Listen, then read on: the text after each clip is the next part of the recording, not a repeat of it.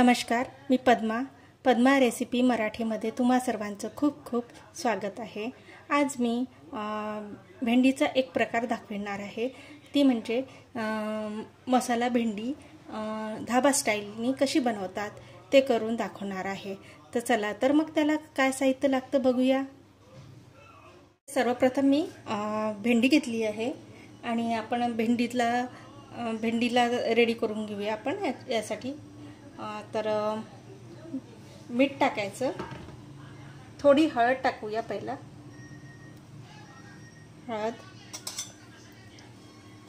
आणि थोडं मीठ टाकायचं आणि 1 चम्मच लिंबाचा रस आणि याला मिक्स करून घ्यायचं।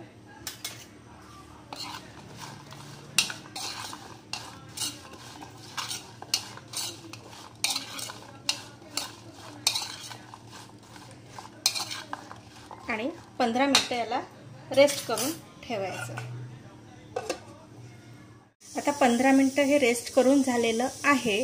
तर आता आपण काय करायचं, याला बाजूला ठेवूया आणि सर्वप्रथम मी हे केलेलं आहे, एक कांदा कापून घेतलेला आहे, सोबत कोथिंबीर पण कापून घेतलेली आहे आणि टोमॅटो हिरवी मिरची आणि लसूण याची पेस्ट करून घ्यायची आहे आपल्याला, ती करून घेऊया।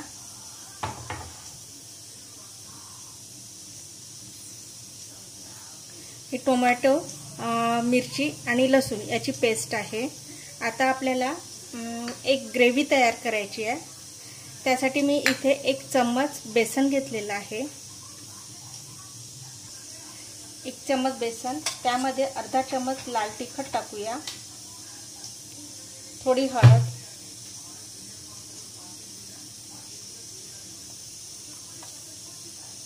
थोड़ा धने पावडर, जिरे पावडर आणि थोड़ा गरम मसाला आणि थोडं सोबत मीठ टाकूया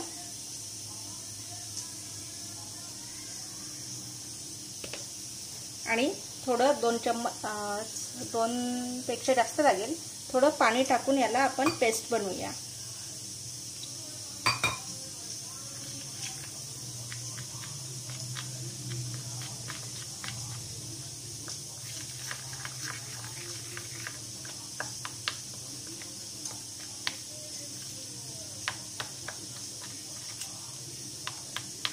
छान एकजीव करून घ्यायचं हे।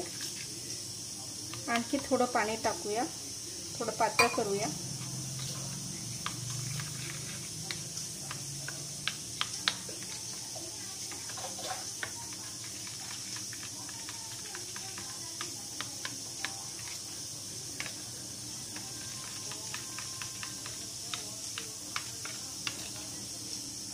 आता ही पेस्ट करून झालेली आहे। आता आपण हिला बाजूला ठेवूया आणि आता आपण सर्वप्रथम भेंडीला फ्राय करून घेऊया। चला तर मग आता आपण गॅसवरती कढई ठेवली आहे आणि त्यामध्ये 2 चम्मच तेल पण टाकलेलं आहे आणि ते सुद्धा गरम झालेलं आहे। तर आता आपण यामध्ये थोडी मोहरी टाकूया, ती तडतड झाली की मग जिरं टाकायचं, ते जिरं फुललं की मग 1 कांदा टाकायचा बारीक कापलेला,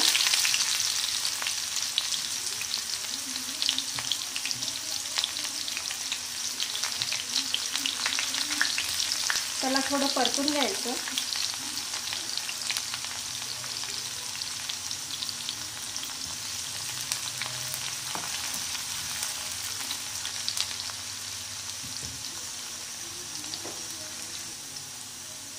तो परतून झालाय। आता त्याच्यामध्ये 1 तेजपान टाकायचं, 2 लवंग टाकायच्या आणि 2 मिरे टाकायचे, ते सुद्धा परतून घ्यायचं 1 मिनिट।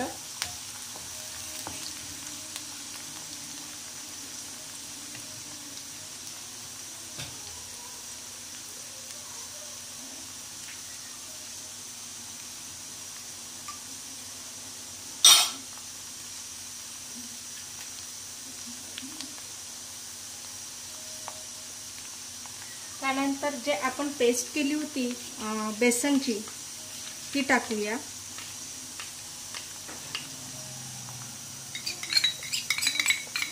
कारण की बेसन हे कच्चं असल्यामुळे आपल्याला त्याला तेलामध्ये थोडं शिजू द्यावं लागणार आहे, त्याच्यामुळे ते टाकायचं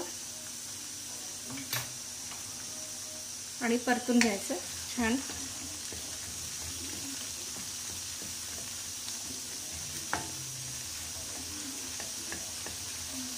कलर चेंज होत आहे, छान असं परतून घ्यायचं. करपू द्यायचं नाही, त्याला फिरवत राहायचं.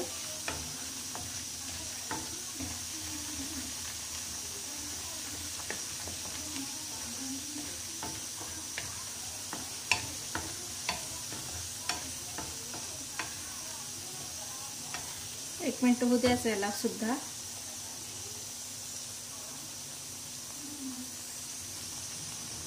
आता ती पेस्ट पण परतून झाली आहे, छान शिजलेली आहे. आता त्यामध्ये आपण 1 चम्मच लसूण अद्रक पेस्ट टाकूया. फार मसाले यूज नाही करायचे, कमीत कमी मसाल्यामध्ये ही भाजी करती आहे. आणि याला सुद्धा 1 मिनिट परतून घ्यायचं.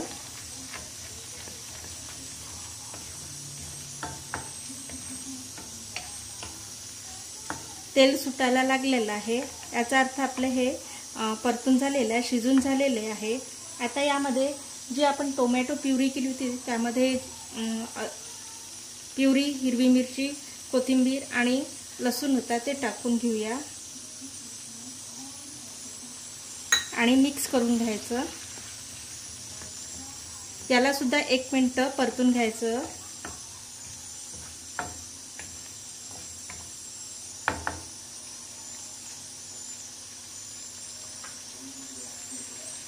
आता हे परतून झालेलं आहे आणि आपण जे भेंडीला 15 मिनिटं रेस्ट करायला ठेवलं होतं ते टाकून घेऊया आणि याला छान मिक्स करून घ्यायचं. आणि या मसाल्यामध्ये भेंडीला छान फ्राय होऊ द्यायचं. तेलामध्ये छान फ्राय होऊ द्यायचं. एक लीड झाकून ठेवूया आणि 5 मिनिटं आणि वाफ काढून घेऊया. एकदा परतून घ्यायचं, बघायचं झाली आहे का भेंडी म्हणून. पण भेंडी व्हायची आहे, आणखी आपल्याला 5 मिनिटं ठेवावं लागेल.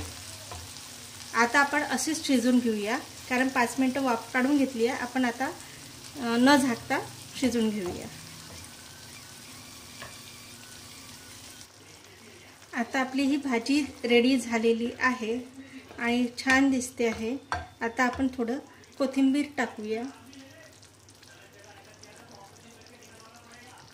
आणि एका प्लेटमध्ये सर्व करूया. गॅस बंद करूया आणि सर्व करूया. अशा प्रकारे आपली ही ढाबा स्टाईल मसाला भेंडी रेडी झालेली आहे. आणि आता आपण थोडं त्याच्यावरती कोथिंबीर टाकूया.